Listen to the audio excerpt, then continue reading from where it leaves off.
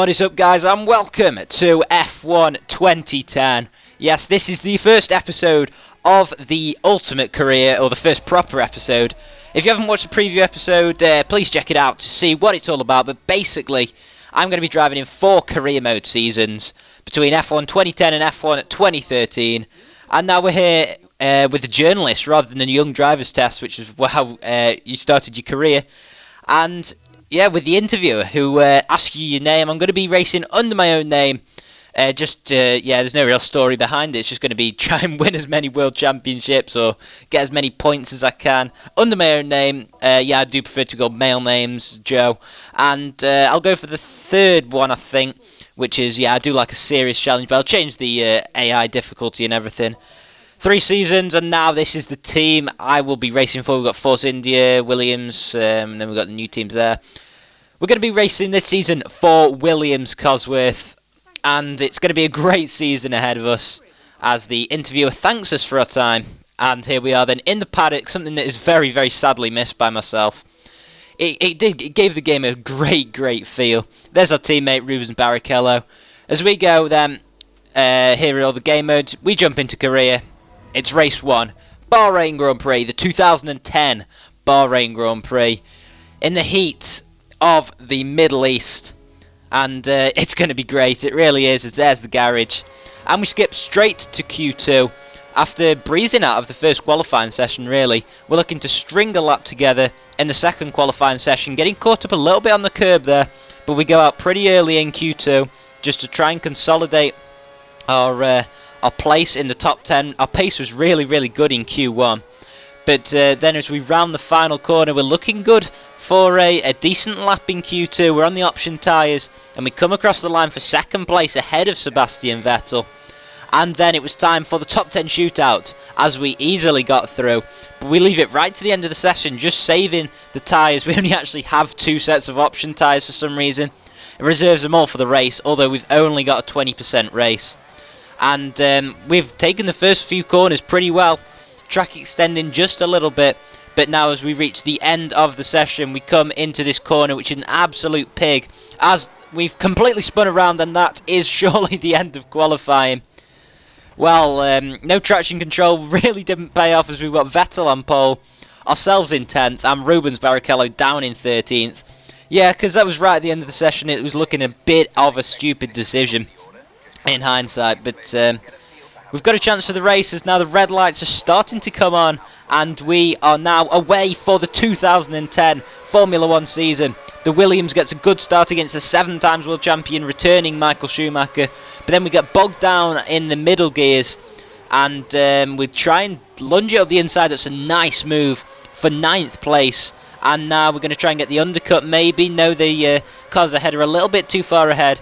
We're running with no traction control, Legend AI, and automatic gears, I think, as we lunge it down the inside. Yes, it's a beautiful move. We don't spin out. Yes, we do. We've got a tag from behind. I believe it was from the Renault, actually, who just tagged us from behind after diving it down the inside. It was Robert Kubica, but then after going down to P11, we were closed up to Michael Schumacher at the start of lap 2, and although we were getting good exits off corners, our gears weren't quite ratioed high enough, but we try and make it round the outside of Schumacher and then dive it down the inside, but it's not quite going to work, or is it? Yes, we do make the move stick for P10, and we are now in a points paying position, as now we're trying to stay ahead of Schumacher, but then try it round the outside of Sutil, which doesn't quite work. But this is a section of track as he slips off the track. This is a section which I seem to be dominating all weekend for some reason. But we got up to P9, and some cars were coming in as early as lap 2. I tell you what, tyre scaling on F1 2013, eat your heart out. And after those cars pitted, we were up to P6. And then we managed to get our revenge on Robert Kubica, P6. And now we're in P5 before lunging it down the inside of Felipe Massa into the hairpin, which is no longer there, as this is obviously the longer version of the circuit. And I really like the aggressive AI on this game. They don't shy out of any moves at all, especially when defending, which is a lot better. They're almost unfazed by your car, which can be good and can be bad. But overall, it does feel a lot better. Although they do make some stupid braking moves, it's almost as if they completely follow the racing line. And yeah, end of lap 4, our tyres were starting to go red. Tyre scaling obviously not quite the same as on F1 2013. But we dive into the pit lane after putting on our pit limiter automatically. And the guys changed our tyres sub 4 seconds, which is actually good on this game. It's all about getting your timing right, coming into your pit box, which we managed to do. And it's going to be interesting to see where we rejoin, as we actually stayed out an extra lap, turned the pit limiter off, and it's going to be P9. There are quite a lot of cars who haven't pitted yet. It's almost as if the order is always jumbled on this game until about lap 7 or 8.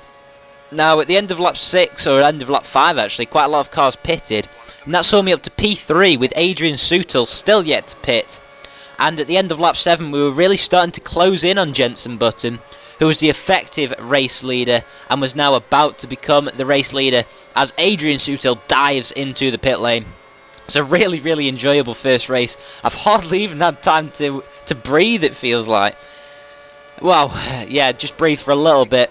But as we close into Button, it's relentless and we've clipped the bollard and the traction control has failed us. Well, we haven't got any, which is the point, and we just keep spinning round.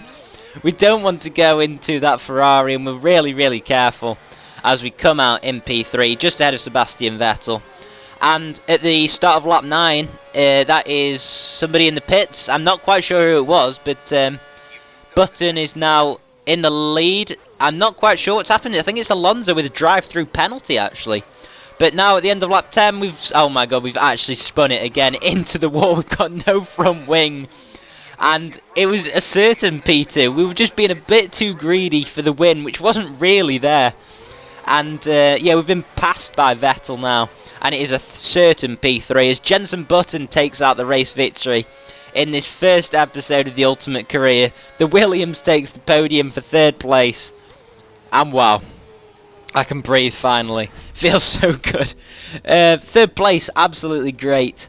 And we've got a lot of races to go. This is our rookie season. And yeah, it's a podium finish. It's 3rd place. Adrian Sutil takes 4th place. His strategy looks to work.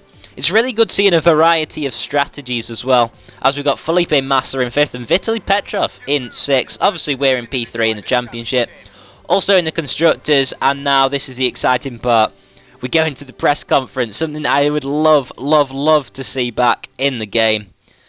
And we take our seat, and they're going to interrogate us now.